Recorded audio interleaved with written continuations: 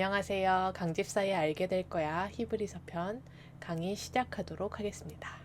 히브리서 3장 5절에서 6절. 또한 모세는 장래에 말할 것을 증언하기 위하여 하나님의 온 집에서 종으로서 신실하였고 그리스도는 하나님의 집을 맡은 아들로서 그와 같이 하셨으니 우리가 소망의 확신과 자랑을 끝까지 굳게 잡고 있으면 우리는 그의 집이라 라고 해서 지금 여기서 또 5절, 6절을 함께 보는 것은 그 모세와 그리스도를 또 대비하고 있습니다. 일단 여기서 또한 모세는 이렇게 나오는데 히브리어 원문, 헬라어 원문에는 그리고 모세는으로 시작한다고 하고요. 그리고 여기 6절은 그러나 그리스도는 이라고 해서 모세는 이런데 그러나 그리스도는 이렇게 둘을 비교하고 대조하고 있다고 볼 수 있습니다. 그래서 저번 시간에 3장 2절에서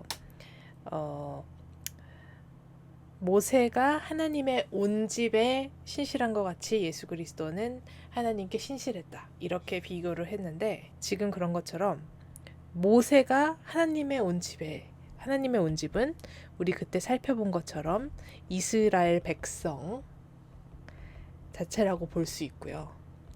그래서 일단 모세가 하나님의 온 집에 신실했다. 이거는 우리가 이전에 2절에서 살펴봤는데 그게 종으로서 신실했다. 지금 여기 일단 그게 포인트 하나고요. 모세는 종으로서 신실했다. 근데 6절에 보면 그리스도는 아들로서 그와 같이 하셨다. 그러니까 신실했다 라고 하고 있습니다. 일단 여기까지 일단 끊어서 그렇게 둘을 대조하고 있는 것을 저희가 볼 수 있는데요. 지금 여기서 보면 모세가 하나님의 온 집, 이스라엘 백성에게 종으로서 신실했는데 그거는 장래에 말할 것을 증언하기 위하여 그렇게 했다. 이렇게 말하고 있습니다. 그럼 여기서 장래에 말할 것이 무엇이냐? 라고 했을 때는 예수님에 대한 것을 의미한다고 볼 수 있습니다. 예컨대 신명기 18장 15절 내 하나님 여호와께서 너희 가운데 내 형제 중에서 너를 위하여 나와 같은 선지자 하나를 일으키시리니 너희는 그의 말을 들을지니라. 지금 이 말이 우리 그리스도인들은 모세가 예수에 대해서 증언했다. 예수에 대한 그런 증언이다 이렇게 볼 수 있고 그러니까 이게 구약 자체에서는 뭐 여호수아냐 뭐 이런 말도 있지만 이게 예수님에 대한 예표라는 거죠. 그래서 지금 모세가 얘기한 그 신명기에서 얘기한 것이 예수 그리스도를 증언한다 이렇게 보고 사실은 애굽의 종이었던 그 이스라엘 백성을 애굽으로부터 이렇게 구원해내는 이 모든 과정도 죄에 우리가 지금 종노릇하고 있는 노예된 우리를 십자가의 보혈로 우리를 구원하는 예수 그리스도의 구원의 사건의 하나의 예표에 지나지 않는다.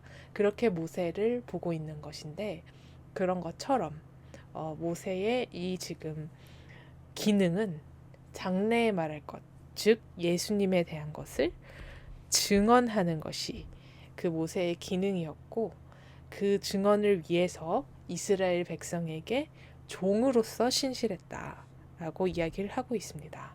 그런데 이에 반해서 그리스도는 하나님의 집 이스라엘 백성을 맡은 아들로서 이 기능을 수행하고 있다. 그래서 모세는 종, 예수님은 아들로서 그 대조를 이루고 있다고 볼 수 있습니다.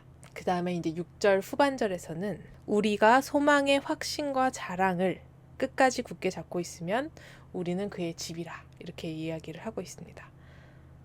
그래서 이 소망의 확신과 자랑은 성령 충만의 결과로 볼 수 있고요. 지금 이 문장의 구조를 한번 살펴보면 이거는 조건절입니다. 그래서 우리가 예수 그리스도의 집인데 그거는 우리가 이 성령 충만한 그 소망의 확신과 자랑을 끝까지 굳게 붙잡고 있으면 그의 집이다. 그의 집이 되는 조건은 우리가 소망의 확신과 자랑을 끝까지 붙잡고 있는 것이다. 그래서 우리 그리스도인들은 이 조건을 충족시키는 게 매우 중요합니다. 사실 우리가 그의 집이다, 이거는 바울을 서신에서 우리 몸이 성전이다, 이 구절 있지 않습니까? 우리 몸은 거룩한 성전이다, 이거와 같은 개념으로 볼 수 있고요. 우리가 그의 집이다. 그러면 예수님은 우리를 맡은 자이신 거고, 우리는 하나님의 집이고, 결국 우리가 하나님의 집이고 예수님은 우리를 맡은 자이기 때문에 예수님이 우리를 위해서 이 땅에 오셨다, 이런 논리로 나아갈 수 있게 됩니다. 그래서 사실은 이런 우리가 그의 집인 게 이 조건이 붙잖아요. 우리가 소망의 확신과 자랑을 끝까지 굳게 잡고 있으면 그의 집이다라고 해서, 그러면은 그냥 그의 집이 되는 건 아니고, 소망과 확신의 자랑을 끝까지 굳게 잡고 있지 않으면 우리가 또 그의 집이 아니고 구원을 못 받는다, 이렇게도 볼 수 있잖아요. 그래서 이런 조건을 붙이는 것, 그래서 사실 우리가 행위로 구원을 받는 게 아니라고 하는데, 마치 끝까지 굳게 붙잡는 어떤 행위가 필요하다 해서 좀 그런 율법주의와의 상충이 있는 거 아니냐, 이런 의문이 들 수 있는데, 사실 그런 것은 아닌 게, 이런 진술의 취지는 고난을 직면하였을 때의 그런 믿음을 격려하는 것이라고 볼 수 있습니다. 우리가 믿음으로 인하여 구원을 받지만 그 믿음이라는 것이 평온한 때에 그냥 관념적으로 존재할 때는 누구나 내가 잘 믿는다, 정말 하나님을 믿는 것 같은 그런 기분에 휩싸일 수 있습니다. 그러나 어떤 시련과 고난에 직면했을 때 사람이 이제 자신의 그런 믿음이 흔들린다라는 것을 느낄 때도 있는데요. 그렇기 때문에 이 믿음이라는 것은 고난과 그런 시련의 상황에서 흔들리지 않는 것으로 입증된다라고 볼 수 있습니다.